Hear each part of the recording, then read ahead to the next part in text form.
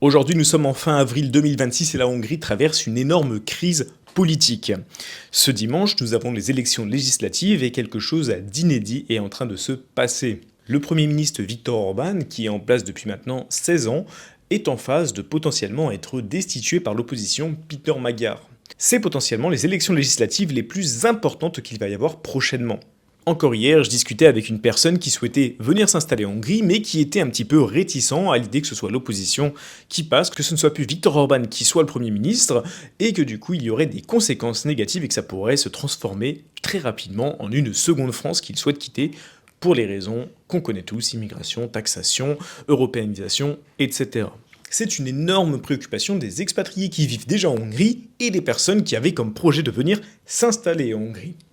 Alors, je vais donner moi mon avis personnel sur ces élections, quels sont les risques, quels sont les potentiels, et évidemment ce sont des choses à prendre avec des pincettes, parce que je ne suis pas un spécialiste politique, et on ne sait pas non plus ce qu'il se passe en arrière-boutique.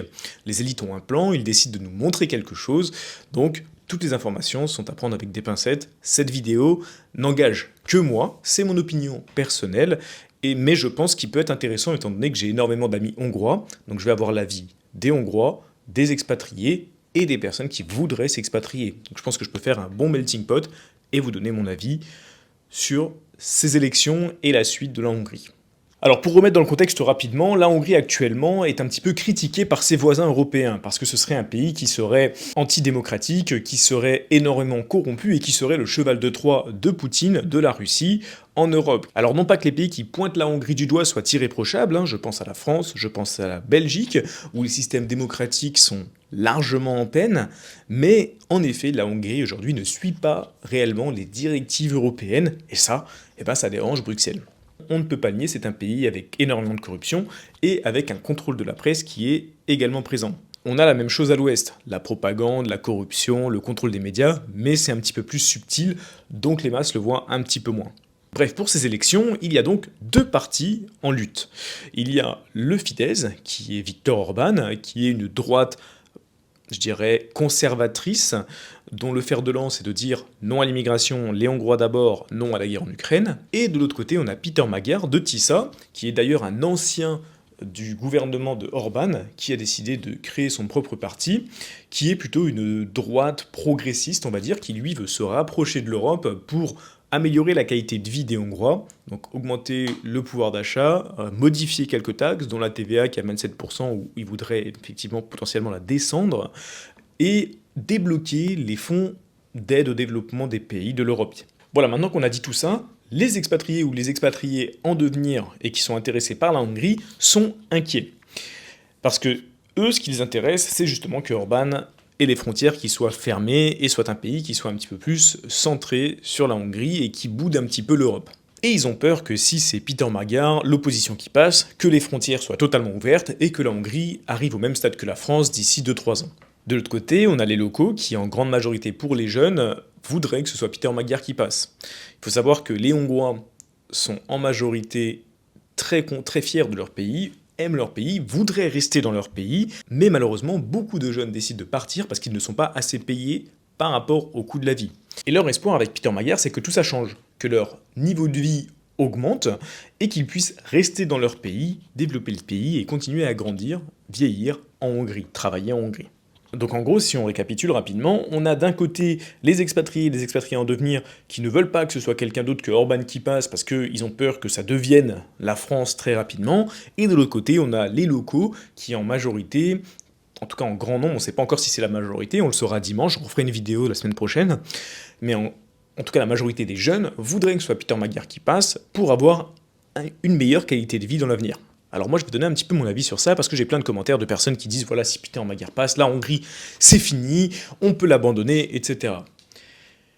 Je suis plutôt mitigé, c'est-à-dire, moi dans le cas où si c'est Orban qui passe, ça me change rien, rien ne va changer. Je suis venu, c'était Orban, si c'est Orban qui est là, moi ça me change rien, donc je suis pas réticent à ce qui passe. Je suis pas non plus réticent à ce que ce soit Peter Magyar, parce qu'il y a plusieurs intérêts à ce que ce soit Peter Magyar qui passe. Et alors il y en a plein qui verraient effectivement le risque de si on se rapproche de l'Europe, Ça va devenir une terre d'accueil de migrants en masse et d'européanisation, de contrôle, etc. Et ça va devenir la France très rapidement. Moi, j'ai plutôt l'exemple de la Pologne. C'est-à-dire, la droite de Peter Magyar, donc de l'opposition, ça reste un parti qui est contre l'immigration massive et contre beaucoup de politiques européennes. Même si certaines personnes diront que c'est un pantin de l'Europe, au final, il y a une grande possibilité aussi que la Hongrie fasse une sorte de Pologne, c'est-à-dire débloque les aides de l'Europe, finance le pays, aide le pays à avoir une meilleure croissance, puis refuse cette immigration. C'est exactement ce qui s'est passé en Pologne, pas tout à fait, mais c'est très proche de ce qui s'est passé en Pologne, où ils ont débloqué les fonds européens, ils sont devenus le pays avec le plus gros PIB, la plus grosse croissance européenne, et pourtant, comme vous les voyez actuellement, les frontières sont toujours fermées et il y a une forte identité, une forte volonté de refuser cette immigration massive africaine. Imaginez quand même que 90 milliards d'euros d'aide bloqués pour la Hongrie, c'est énorme. La Hongrie, c'est 9 500 000 habitants. Donc 90 milliards d'euros d'aide à la Hongrie, ça développe le pays à une vitesse stratosphérique. Réellement, moi j'y vois une énorme opportunité, que ce soit pour les personnes qui veulent venir y vivre, que ce soit pour les personnes qui veulent y faire du business. Le niveau de vie et la qualité du pays va faire que exploser si ces fonds arrivent. Alors certes, on ne peut pas ignorer et mettre de côté le risque que l'opposition Peter Magyar, Tissa, soit une sorte de marionnette de l'Europe et que, effectivement, ça deviendrait une France. Mais si c'était le cas, ça n'arriverait pas avant 7, 8, 9 ans, pour plusieurs raisons. La première raison, c'est qu'actuellement, la Hongrie n'a pas une situation économique suffisamment bonne pour accueillir les migrants. La France, la Belgique, l'Allemagne a eu une vague migratoire énorme qui est arrivée parce que la capacité économique du pays le permettait. Ça permettait de subvenir aux besoins de ces personnes-là, de financer par nos impôts ces personnes-là, ces mouvements, ce qui n'est pas le cas en Hongrie. Donc dans un premier temps, avant de pouvoir recevoir des vagues migratoires, il faut remonter le niveau économique du pays. Donc débloquer des aides pour que le pays se développe, et ensuite, éventuellement, il sera dans la capacité d'accueillir des migrants. La deuxième raison, pour laquelle c'est quand même peu probable que l'immigration massive africaine arrive comme ça arrivait en France, c'est que le peuple hongrois ne veut pas de cette immigration. Là où en France, quand elle est arrivée, les gens étaient plutôt pour, ils trouvaient que c'était un enrichissement, que c'était une chance, que c'était très intéressant pour le pays. Les Hongrois ont subi beaucoup d'invasions dans leur histoire, les Hongrois ont subi le communisme, ça reste un peuple qui ne veut pas de ça. Et en plus, ils voient ce qui se passe à l'Ouest. Même ceux qui veulent l'opposition, qui veulent se rapprocher de Peter Magyar, qui lui veut se rapprocher de l'Europe, même eux ne veulent pas de l'immigration. Et Peter Magyar, l'opposition, dans son programme, est très ferme là-dessus, il n'en veut pas non plus. Son objectif premier, c'est vraiment d'améliorer la qualité de vie des Hongrois. Voilà. Donc effectivement, c'est des politiques, on ne peut jamais vraiment trop les croire, on prend avec des pincettes, mais sur le papier, Peter Magyar est une très bonne solution. C'est-à-dire que moi, d'un côté, j'y vois Orban où rien ne change, ça me convient très bien, et de l'autre côté, j'y vois Peter Magyar où il peut y avoir du changement qui, pour un expatrié, est vu comme extrêmement négatif parce que ce n'est pas ce qu'on connaît de Orban, mais en réalité, il y a quand même de grandes chances pour que ce soit un très très bon pari pour l'avenir. Si, comme je le pense et je l'espère, ça suit les pas de la Pologne, potentiellement, être en Hongrie à ce moment-là, c'est un très bon pari sur l'avenir. Les personnes qui réagissent un petit peu avec peur si c'est l'opposition qui passe, je pense que c'est des personnes qui manquent un petit peu d'informations sur le pays et surtout, je pense qu'ils sont un petit peu déconnectés. C'est-à-dire que si demain, les Hongrois jeunes partent, il y a une chute démographique parce que les Hongrois jeunes partent à cause des salaires en Hongrie. S'ils partent, il n'y aura plus assez de contribuables, il n'y aura plus assez de main-d'œuvre. Et du coup, l'immigration devra de toute façon faire partie de la Hongrie, sinon le pays ne pourra juste plus se développer. Donc la meilleure solution, si on veut pouvoir en Hongrie garder un contrôle des frontières, c'est de garder les jeunes, les personnes qui vont pouvoir aider à contribuer au développement du pays, en Hongrie. Et pour ce faire, il leur faut des meilleures qualités de vie. Je pense qu'aujourd'hui, ce que la Hongrie a besoin pour se développer, c'est de garder ses jeunes. Parce que c'est un pays avec un énorme potentiel. Peut-être le pays qui a le meilleur potentiel de l'Union européenne actuellement. Il est à la fois au centre de tout, il a des intérêts avec les Russes, avec les Américains, avec l'Europe, des contacts avec la Chine, on est plutôt bien placé. Aujourd'hui, avec tous les conflits mondiaux qu'il y a, les guerres qui arrivent d'un petit peu partout, la Hongrie, elle n'est pas trop concernée par tout ça, du coup on est plutôt en sécurité. Et ce qui manque vraiment à ce pays, c'est cette croissance économique qui va partir, qui va commencer si les jeunes décident de rester dans le territoire, et qui sera accélérée si potentiellement un financement européen vient aider la Hongrie. Donc moi je suis assez confiant, je me dis que potentiellement, si c'est Orban qui passe, rien ne change, pour moi, pas de souci.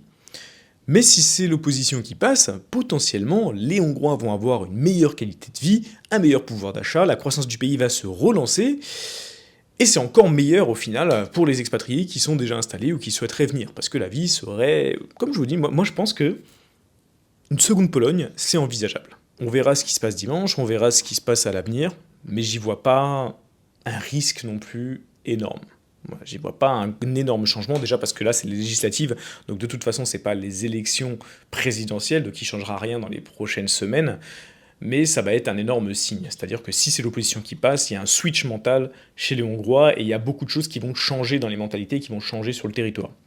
Maintenant, je le répète encore une fois, les Hongrois ne veulent pas d'immigration massive africaine, les Hongrois ne veulent pas suivre toutes les règles de Bruxelles comme la France l'a fait, ils ont subi le communisme, ils ont subi les invasions, ils sont pas du tout dans le même état d'esprit que les Français qui étaient un petit peu les sauveurs du monde et qui pensaient qu'accueillir toute la misère du monde ce serait une super idée.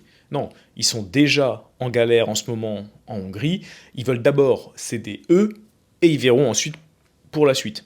Voilà. Alors on va pas rentrer dans une analyse géopolitique poussée, c'est pas l'objectif de cette vidéo. Ce qu'il faut simplement comprendre, c'est que aujourd'hui la Hongrie a décidé de ne pas suivre nombre de règles imposées par l'Europe, comme par exemple le pacte d'asile d'immigrés extra-européens, et ça, Bruxelles, ils aiment pas. Et c'est un petit peu là le dilemme, le problème au cœur de ces élections législatives. Concrètement, ces élections législatives, elles changent pas grand-chose pour quelqu'un qui souhaiterait venir s'installer au moyen ou au court terme en Hongrie. L'imposition sur les sociétés ne bouge pas, l'imposition sur le revenu ne bouge pas, l'immigration massive de pays extra-européens, elle n'est pas prévue, les fonds européens, ils vont pas être débloqués immédiatement, il y a tout le système politique qui a été mis en place depuis 16 années, qui est à déconstruire avant de le reconstruire différemment, ça va prendre du temps, c'est pas pour demain non plus.